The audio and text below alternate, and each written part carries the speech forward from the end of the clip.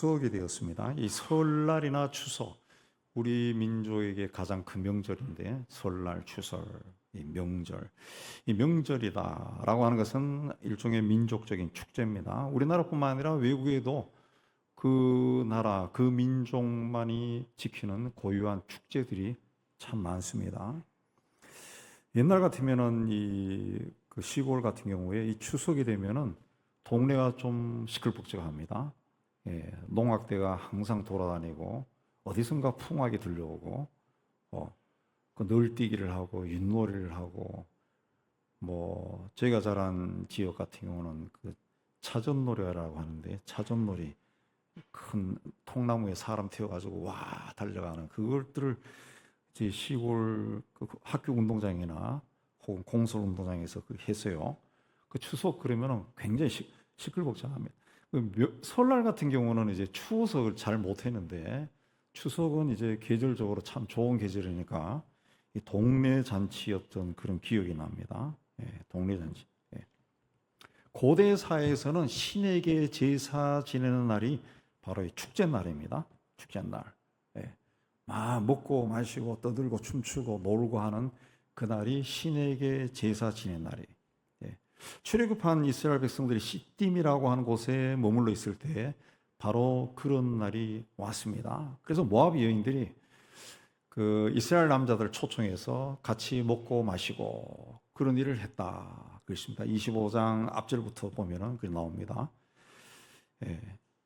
그러니까 이 이스라엘 남자들이 굉장히 먹고 마시고 하다가 신이 났겠죠.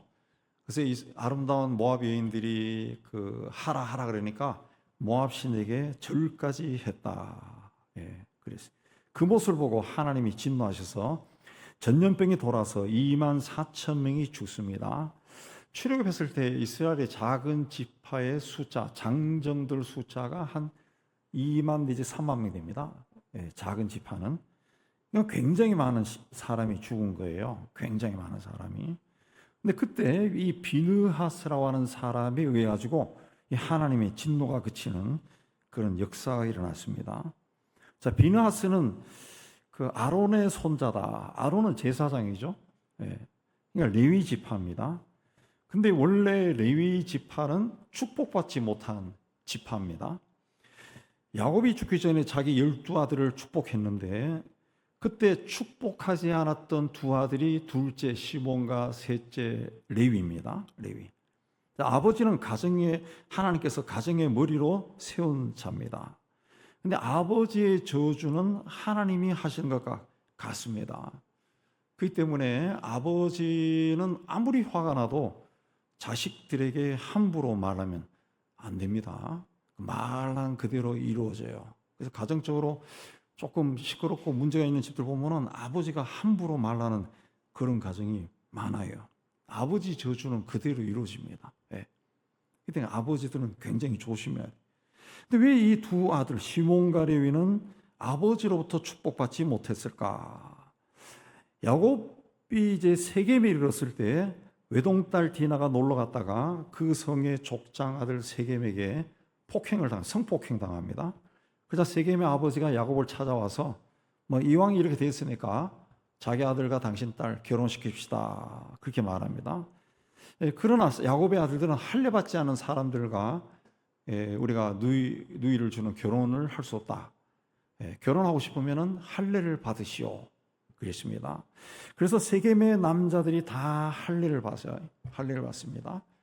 그리고 옛날에 뭐 항생제가 어디 있습니까? 그러니까 상처가 아물지 않았을 때 시몬과 레위가 주동자가 되어서 세겜성을 기습해서 모든 남자를 다 죽이고 누이를 데려왔어요. 뿐만 아니라 그 성에는 모든 처자식을 그 부인과 아이들을 사로잡아 오고 노예를 삼는 거죠. 재산을 약탈했어요. 자, 아버지로서는 딸이 폭행당한 거 화가 나는 일입니다. 그렇다고 성을 파괴하고 사람을 죽이고 재산을 약탈하는 것은 하나님이 보시기에도 굉장히 큰 범죄예요. 더군다나 그런 소식이 인근에 전해지면은 다른 족속이 야곱 집안을 공격해 올 수도 있는 일입니다.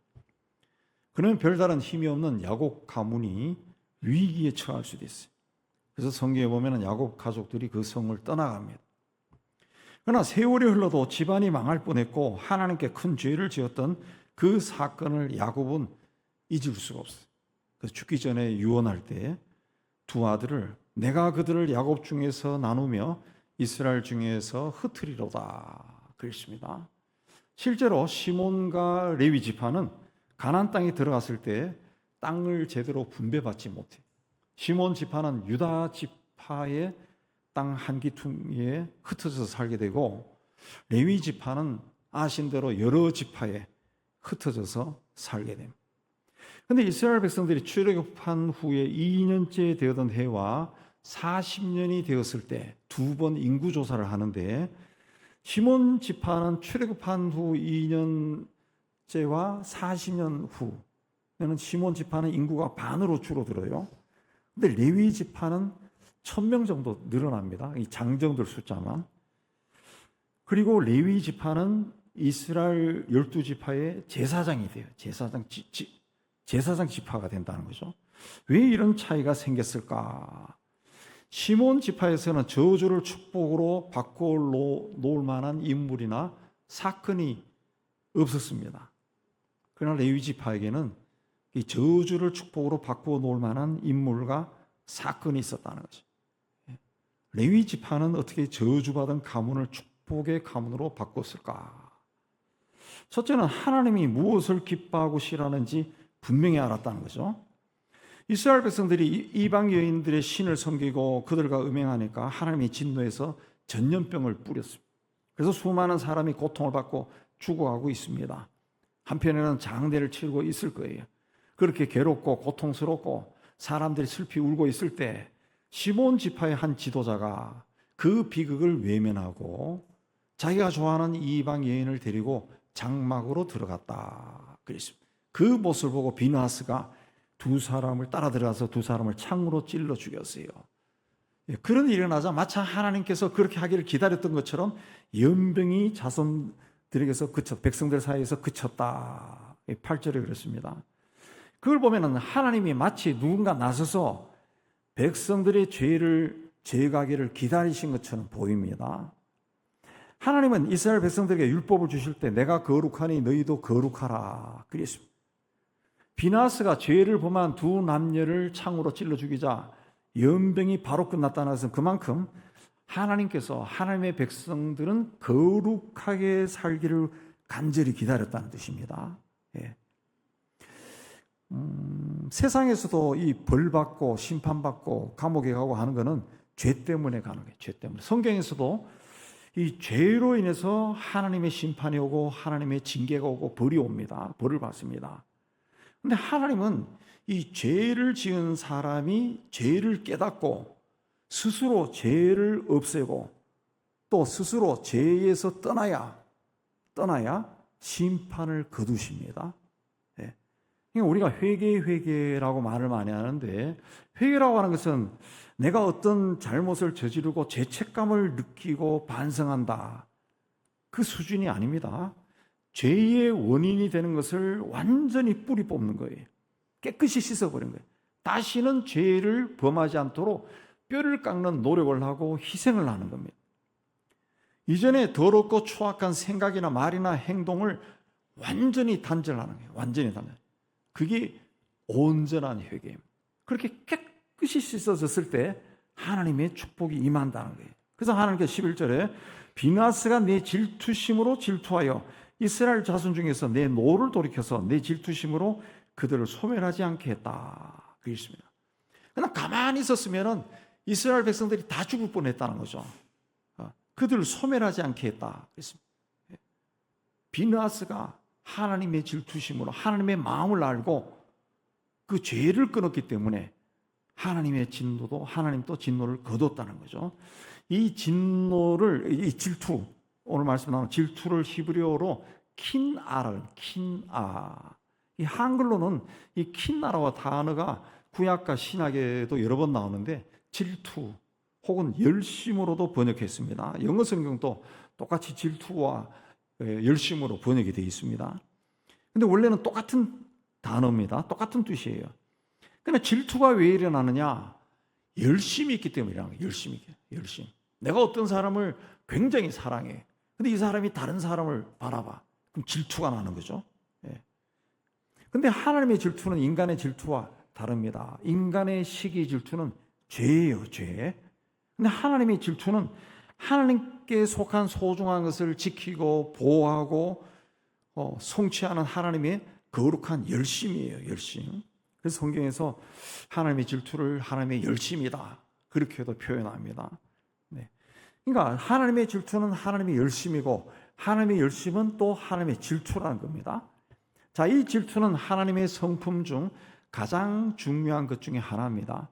하나님은 은혜의 하나님, 사랑의 하나님, 용서의 하나님이시지만 동시에 질투의 하나님이에요. 구약의 모든 율법을 압축한 것이 십계명인데 십계명의 처음 두 계명이 하나님은 질투하시는 분이라는 것을 여실히 드러냅니다. 곧 너는 나 외에 다른 신들을 내게 두지 말라.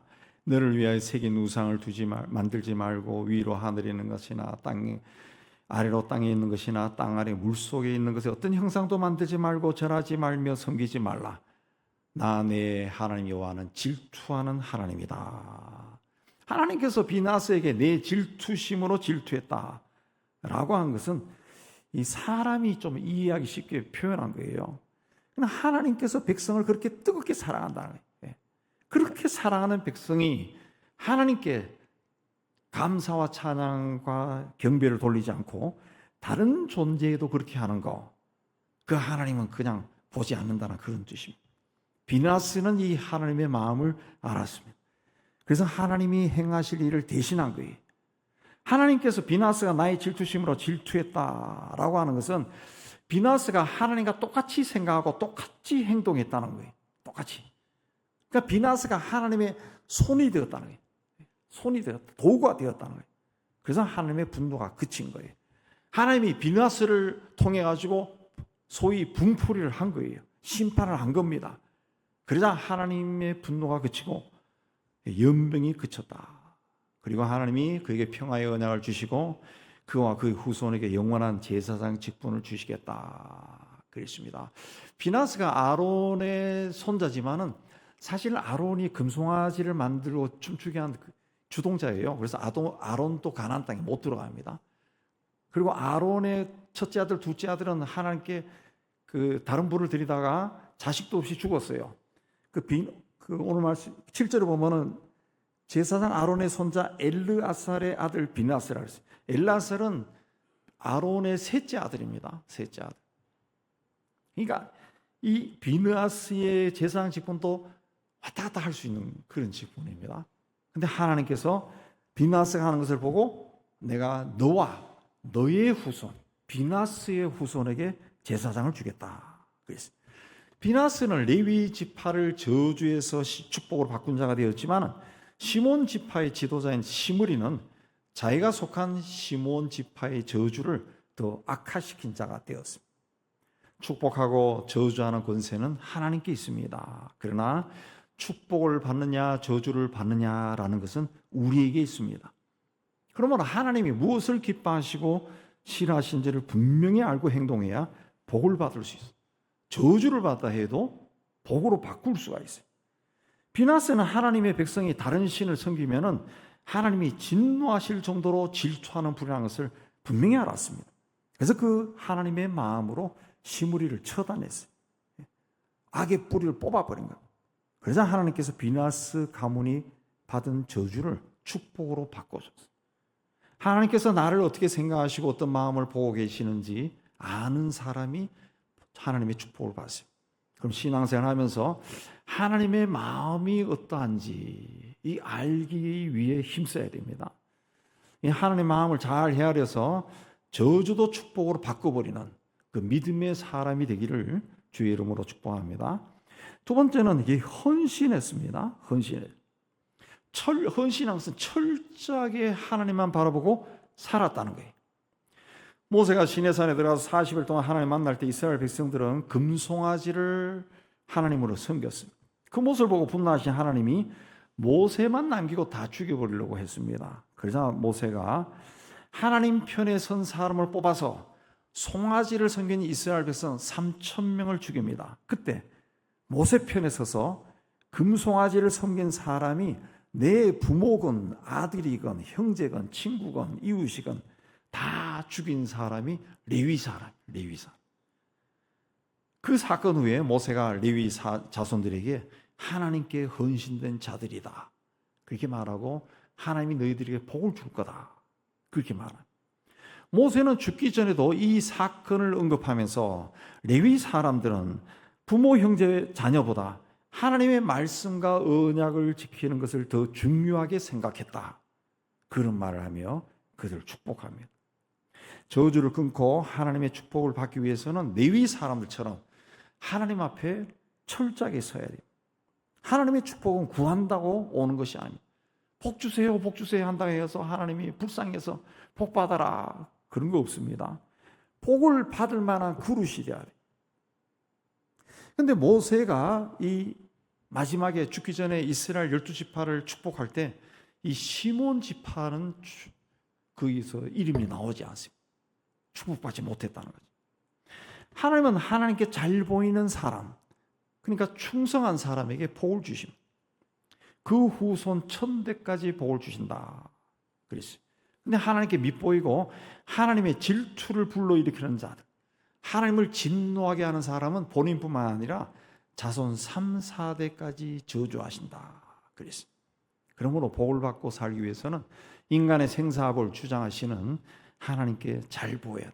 하나님께 잘 보인다는 것은 하나님께 충성한다. 시편 112편에 하나님을 경외하며 그 계명을 크게 즐거워하는 자는 복이 있고 그 후손이 땅에서 강성하고 정직한 자의 후손에게 복이 있다. 부와 재물이 그 집에 있고 흑암 중에서 빛이 일어난다. 그래서 내가 하나님 앞에 어떻게 서냐에 따라 가지고 내 후손이 복 받는다는 거예요. 악착같이 돈 벌어가지고 자식들에게 물려준다고 해서 자식이 잘 되는 거 아니에요. 예. 우리나라 짧은 역사에도 보면 90년대, 특히 90년대 IMF 일어나고 했을 때 80년대, 90년대에 우리나라 재벌들 적어도 준재벌 위치까지 올라갔던 사람들이 재산 많은 사람들이 몰락한 사람들 굉장히 많습니다. 굉장히 많아요. 예. 부모로부터 엄청난 돈을 물려받았는데도 집안이 망해버렸어요. 부와 기는 하나님으로부터 말미암는다. 그랬습니다. 역대상 29장에 사람을 크게 하고 강하게 하는 것, 사람을 부하게 하고 귀하게 하는 것은 하나님의 손에 있다. 그랬습니다. 하나님께 축복과 저주의 권세가 있어요. 그러므로 우리가 이 한 세상 살 때 하나님의 은혜 가운데 살고 또 이 세상을 정복하고 다스리기 위해서는 하나님의 복을 받아요. 요시야 왕은 더럽혀진 왕관을 물려받은 왕입니다. 더럽혀진 왕관이다. 무슨 뜻인가 하면은 할아버지 므낫세 왕이 죄가 없는 사람들을 굉장히 많이 죽여서 성경에 보면은 예루살렘 거리에 피가 흘렀다 그랬어요. 할아버지는 살인자예요. 사람을 죽였어요. 즐겁게 죽였어요. 예. 저 북한의 김정은 같은 이 사람. 아버지 아몬 왕도 그 아버지 므낫세의 악행을 그대로 본받아 행해서 반란이 일어나서 부하들이 왕을 죽여버렸어요. 그래서 아들 요시아가 불과 8살의 왕이 됩니다. 그러나 요시아는 31년 동안 왕위에 있으면서 새로운 세계를 열었어요. 열왕기하 22장에 보면 여호와 보시기에 요시아는 정직하게 행하여 그 조상 다윗의 모든 길로 행하고 좌우로 치우치지 아니하였다.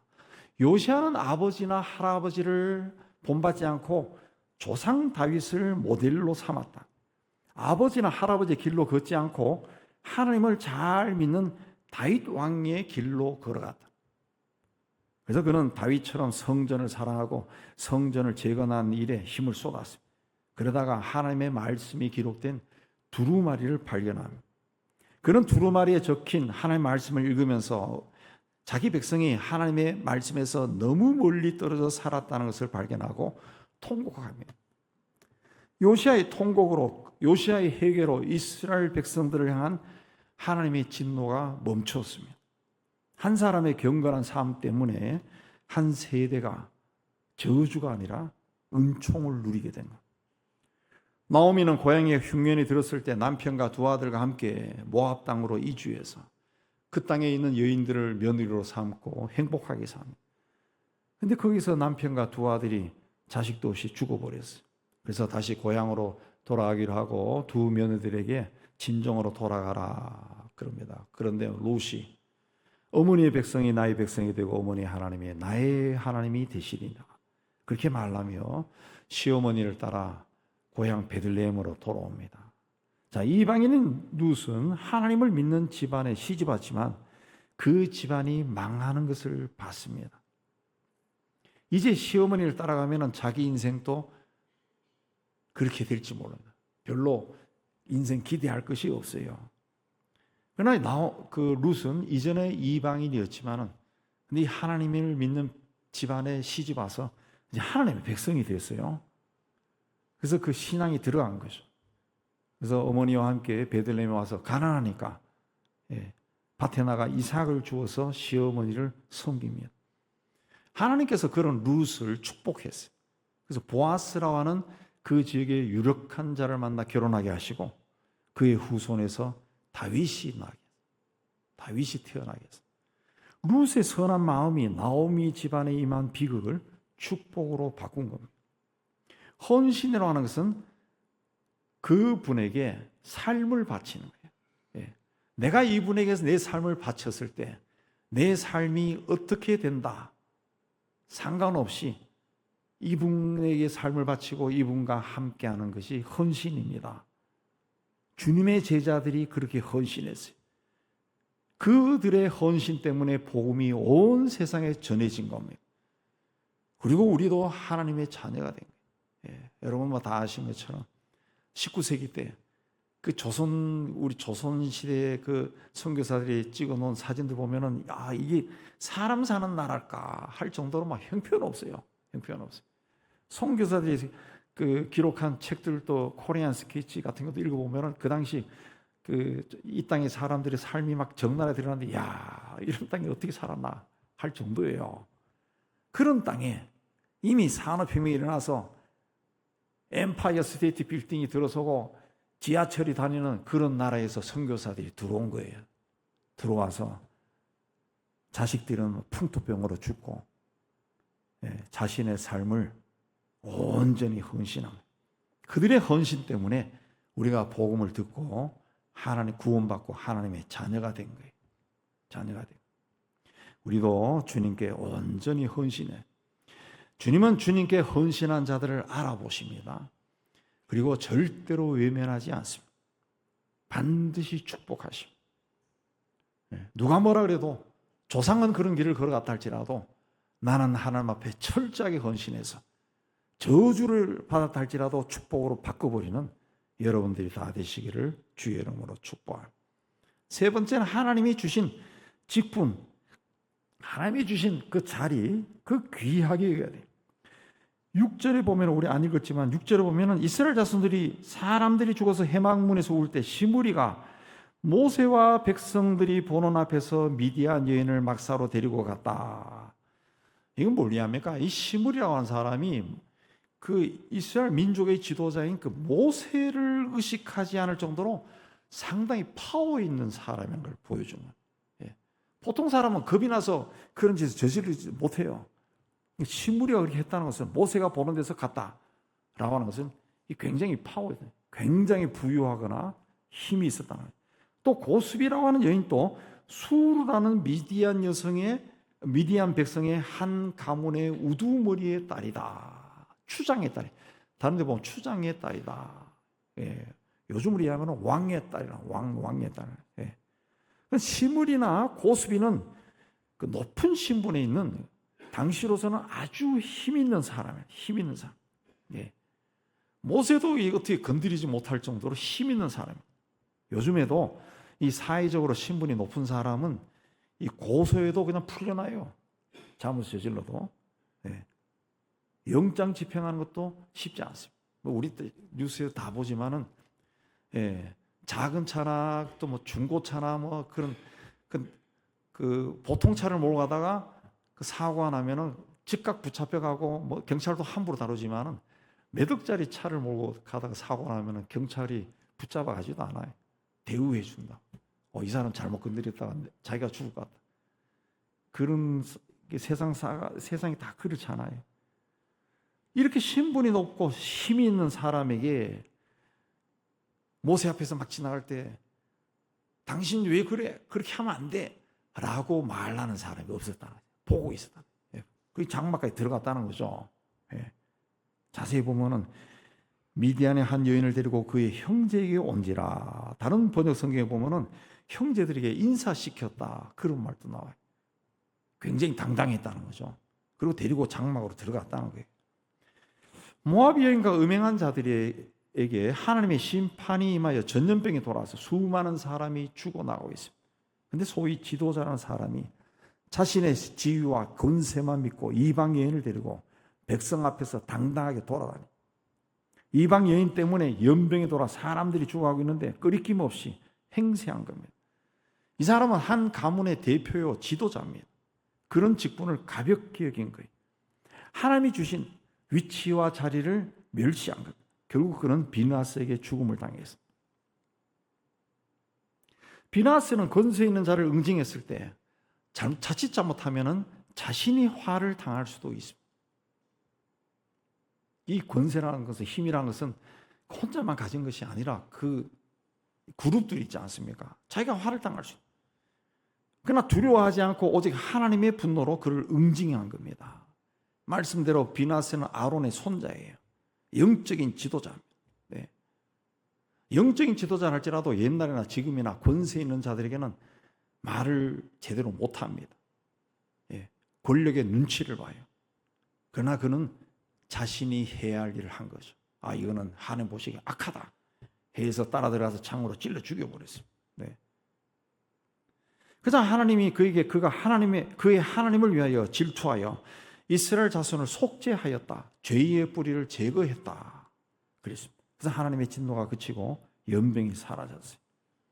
우리의 모든 저주는 하나님 아들 예수 그리스도에 의해서 십자가에서 다 해결되었어요.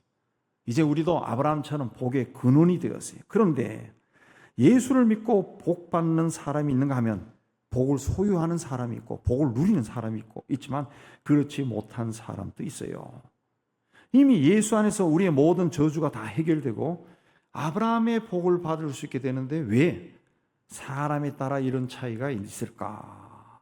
어떤 사람은 예수님이 이미 다 이루어 놓으신 것을 적극적으로 자기 것으로 만들어갑니다. 그러나 그렇게 애쓰지 않는 사람이 있어요. 예수 믿어도 게으르다는 거죠. 축복이라는 것은 그냥 가만히 앉아서 입술만 움직이면서 하나님 복 주세요, 복 주세요. 그런데 해서 하늘문이 열리고 복이 막 굴러 떨어지는 것이 아닙니다. 성경에 읽어온 하나님의 축복은 내가 움직여야 돼. 움직여야 돼. 제가 지난번에도 말씀드렸지만 하나님께서 우리에게 기회를 주시는데 그 기회는 내가 몇 년을 기다려서 겨우 오는 것이 아니라 지금 내 옆에 있는 거라는 거죠. 내가 움직이는 거예요. 움직여야 돼. 레위인은 조상으로부터 받은 저주를 끊고 복을 받기 위해 철저하게 하나님 편에 섰어요. 말씀대로 살기 위해 애를 썼어요. 그래서 그들이 하나님의 말씀을 맡은 제사장이 되었다. 하나님께서 그들보다 더 철저하게 하나님을 위해 일할 수 있는 자를 찾지 못한 겁니다. 그래서 그들을 하나님만을 섬기는 자들로 세워버린 거예요. 저주가 축복으로 바뀐 겁니다. 그래서 야곱은 레위 지파를 너희들은 이스라엘 형제들 사이에서 나눠질 것이고 형제들 사이에 흩어질 것이다. 땅도 분배받지 못하고 흩어질 거야. 그런데 하나님은 그 흩어지는 것을 복을 가지고 흩어지는 자들로 만든 거예요. 이스라엘 땅에 가나안 땅을 정복하고 이스라엘 모든 땅에 흩어져 살아가는 모든 지파의 제사장으로 레위 지파를 세운 거죠. 그러나 시몬은 똑같이 흩어졌지만은 소멸돼 버려, 사라져. 레위는 제사장이 된 거예요. 우리도 예수 이름으로 저주를 끊고 아브라함의 복을 추구해야 돼. 하나님께서 인간을 축복하고 저주하실 권세가 있습니다. 인간의 생사복은 하나님의 손에 있습니다. 근데 하나님은 그 권세를 가정의 지도자인 아버지에게 주시고 국가의 지도자인 왕에게 주시고 교회의 지도자에게 또 주셨어요. 그러므로 지도자의 자리에 있는 사람, 그 자리에 있는 사람은 자신의 자리를 귀하게 여기고 책임과 의무를 다해야 돼. 저주를 축복으로 바꿀 정도로 하나님께 충성해야 돼. 나로 인해 가지고 내 후손들이 복 받는다. 우리 그 믿음을 가져야 된다. 가져야 돼. 아브라함의 축복이 그잖아요. 복의 근원이잖아요. 그렇기 때문에 우리가 아버지에게서 축복 기도 받고 주의 종에게 축복 기도 받는 거 열심을 해야 돼. 요셉은 아버지 야곱에게서 축복 기도를 받았습니다. 그래서 그 후손이 그렇게 되었습니다. 레위는 모세한테서 제사장 직분에 축복 기도를 받았습니다. 그래서 그 후손이 그렇게 되었습니다. 우리 개개인에게도 예수의 이름으로 저주를 끊고 하나님의 복을 추구할 권세가 있습니다. 예수님이 우리에게 주셨어요. 예수님은 십자가의 죽음으로 대속하심으로 끝난 것이 아니라 죽음을 이기고 부활하신 분이에요. 부활하신. 죄와 사망은 인간이 죄를 지음으로써 받을 수밖에 없는 저주입니다. 저주. 그런데 예수님께서 죄값을 치르고 그걸로 끝났다 그러면은 저주가 풀리지 않지만은 부활하셨어요. 부활하셨어요. 죄로 인해 온 죽음이라는 것을 예수님이 생명으로 바꿔버린 겁니다. 예수님에게 그 권세가 있다. 그러므로 우리는 적극적으로 예수님이 성취하신 것을 우리 것으로 취해야 됩니다. 취해야 돼요. 그 집안에 보면은 집안에 내려오는 그 병들이 있어요. 유전병이 있어요. 유전병이. 저희 집안 또 이 기관지가 약해서 늘 캥캥거립니다. 또 위가 약해가지고 우리 할아버지도 생전에 그 소다를 계속 드시는 거 많이 봤어요. 소다. 옛날에는 약이 없으니까 소다를 자꾸 드시더라. 소다. 우리 아버지도 그러고 항상 그러고 저도 고등학교 다닐 때 위가 너무 아파가지고 공부를 집중 못할 정도로 위염이 심했어요. 근데 그런 것들도 우리가 예수 이름으로 물러가라고 합니다. 주님 이 병을 고쳐주세요. 살려주세요. 열심히 그러면 주님이 일할게요. 이게 아니라 선포하는 거예요. 이미 다 주님이 다 해결했어요. 아픈 부위에 손을 얹고 예수 이름으로 내 머리를 아프게 하는 위를 아프게 하는 모든 바이러스는 물러가고 내 위는 쇠가 들어가도 소화시킬 정도로 튼튼해져라. 자꾸 이야기하는. 저 이거 그 약만 계속 먹다가 이걸 그 믿음이 좋은 신실한 형제인데 배웠어요. 배워가지고 계속 기도한다 해가지고 어느 날 갑자기 빵 하고 이제 낫는 거 없어요. 그 열심히 진정이 주님 앞에 응답이 될 때 어느 날 그 역사라는 거죠. 그래서 쫙 기도했는데 몇 번 이야기했죠. 어느 날 변이 막 새카만 게 막 내가 그렇게 많이 먹지도 않았는데 많이 나오더라. 그리고 그 후에는 돌이 들어가도 소화가 될 정도로 위병이 하나도 없어요. 사라졌어. 만성 두통에 시달릴 때도 항상 그 사리돈 펜잘 막 달고 살았는데 기도 많이 했습니다.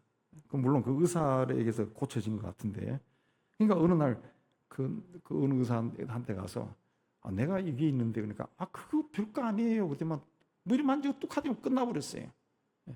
그것도 하나님이 그 사람 찾아가게 한 것.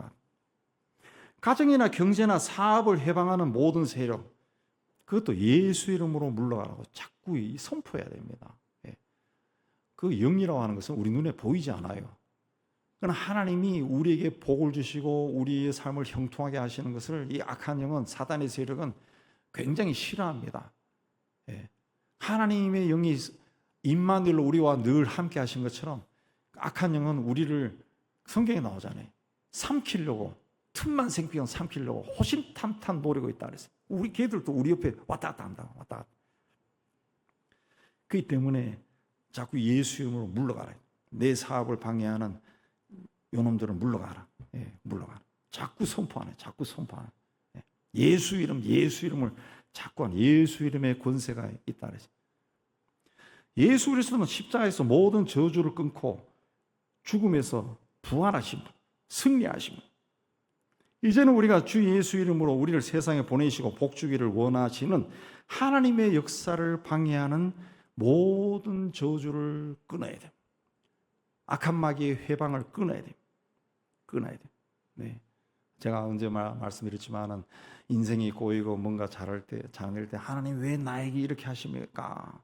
물론 하나님이 그렇게 하시는 것도 있는데 하나님이 하시는 것이 아니라 내가 은혜와 성령으로 충만하지 않을 때 악한 영이 들어온 거예요. 들어와서 나를 쳐버린 겁니다. 그렇기 때문에 근본적으로는 회개해야 되고, 그리고 그 악한 영을 예수 이름으로 쫓아내야 돼. 예수 이름으로 저주를 끊어야 되는 거예요. 비나스처럼 창을 가지고 찔러버려요. 찔러요. 예. 그리고 주의 이름으로 복을 구해야 돼요. 주의 이름으로. 오늘 말씀이 나오지만은 그 죄의 뿌리를 제거하자 하나님께서 이 저주를 풀었다 그랬습니다. 연병이 그쳤다 그랬습니다. 예. 그쳤다 그랬습니다. 그냥 뿌리를 뽑아야 되는 거예요. 예. 복이, 하나님의 복은 구하는 자에게 임합니다. 예. 우리들도 레위인처럼 이제 하나님 앞에 철저하게 서서 혹 저주라 할지라도 축복으로 바꿔버리는, 예. 누가 해야 돼요? 내가 하는 거죠. 내가 하는 거죠. 집안에 내려오는 병도 그렇고, 사업상의 문제도 그렇고, 가정적인 것도 그렇고, 이게 그냥 뭐 막히고 한 것이 아니라 이 사단이 해방하는 거예요. 영적인 것을 봤을 때. 영적으로. 텔레비에 나오는 의사들은 또 심리적인 것도 자꾸 이야기하는데 우리 교회는 영입니다. 영. 하나님의 영. 성령 아니면 안경이에요. 하나님은 우리 인생을 망가뜨리지 않습니다. 우리 다리를 분질러뜨리고 우리가 막 고통스러운 걸 보고 하나님이 막 웃고 춤추고 노래 부르고 절대 그렇게 하지 않습니다. 그거는 악한 영들이 그렇게 하는 거지. 우리가 그 믿음으로 이 모든 것들을 끊어버려야 돼요. 예. 레위 지파는 그 조상으로부터 그런 저주를 받고 야곱으로부터 저주받고 거기서 벗어나기 위해서 무지하게 애를 썼어요. 성경의 시간에도 다 이야기 못하지만 무지하게 애를 썼습니다. 무지하게. 결국은 다시 하나님의 축복을 받았어요. 말이 그대로 이루어지잖아요. 말이 그대로. 조상 야곱이 했던 말이 그대로 이루어져요. 말 그대로. 그렇게 해서 시몬과 마찬가지로 땅을 분배받지 못하고 이스라엘 온 지파에 흩어졌어요. 근데 그 흩어졌지만은 말이 그대로 있었지만은 그게 축복으로 바뀌잖아. 레위 지파는 흩어졌지만은 거기서 머슴살이한 게 아니라 그들의 영적인 지도자가 되어서 그들을 하나님 앞으로 데려가는 그런 훌륭한 제사장 지파로 살았다는 거죠. 그러니까 저주를 축복으로 바꿀 수가 있는. 현재에서도 여러분에게 삶에 또 여러분의 가정에 이런저런 남에게 말 못할 것들이 있다 하면은 그걸 가지고 막 가슴에 쌓고 자꾸 눈물 흘릴 게 아니라 이제는 예수 이름으로 담대하게 이 모든 것을 방해하고 어그러지게 만든 모든 악하고 더러운 영들을 물러가라고 자꾸 외치는 거예요. 외치는 거예요. 그거 부끄러워하지 마세요. 열심히 외치세요. 열심히. 좀 남사스럽다 싶으면 혼자서 외치든가. 예, 어디 가서. 그것도 괜찮아요. 막 외치는 거예요. 그 하다 보면 본인에게 어떤 믿음이 막 와 생기네. 예. 어느 순간에 하나님의 임재함을 막 느낄 수 있어요. 하나님. 그러면 믿음이 막 나가는 거죠. 믿음이. 그리고 어느 순간에 뭔가 역사가 일어나.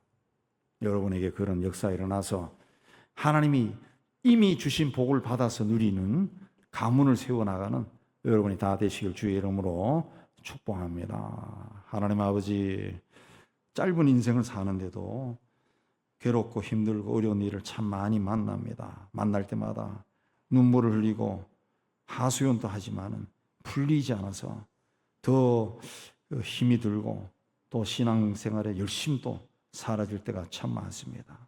하나님, 삶이 시작한 자리는 다 다르다 할지라도 예수를 믿고 하나님의 자녀가 된 그 자리는 똑같습니다. 이제는 하나님 앞에 담대함을 가지고 서게 해 주시고 이미 주께서 다 성취해 놓은 것을 이제는 우리가 소유하고 누릴 수 있도록 믿음의 믿음을 더하여 주옵소서. 우리의 모든 문제가 해결되고 주님을 생각할 때마다 감사만 흘러넘치는 저희가 되도록 은총을 내려 주옵소서. 예수님 이름으로 기도하옵나이다.